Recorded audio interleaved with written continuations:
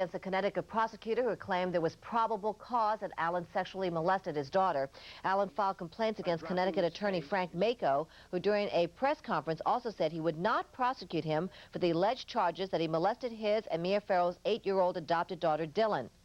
In a statement filed with the State Bar Council, Allen says the conference was called to convict him in the media instead of in the courtroom, and he says that Mako should be punished. Well, forget about gridlock. It was Sternlock that gripped Midtown Manhattan today. Radio personality Howard Stern was at the Barnes & Noble bookstore on Fifth Avenue, where he was signing copies of his new book, Private Parts. Destined to be a classic, no doubt. And his fans went nuts. Glenn Thompson reports from the scene.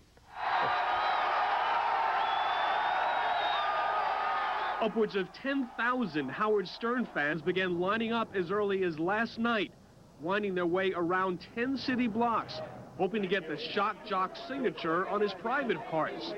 The waiting crowd crushing into the front of Barnes & Noble's on Fifth Avenue.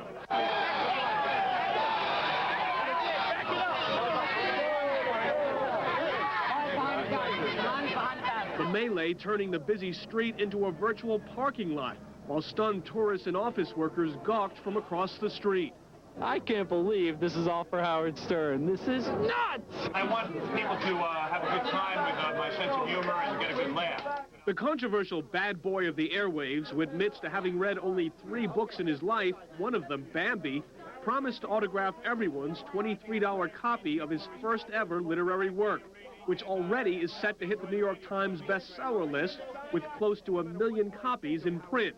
The book will be translated to Russian, French, and Yiddish. Not French! Not French! Not French! Forget the French!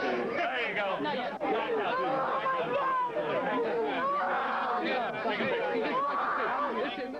Amidst the media circus, one hysterical fan managed to win the radio talk show host's sympathy.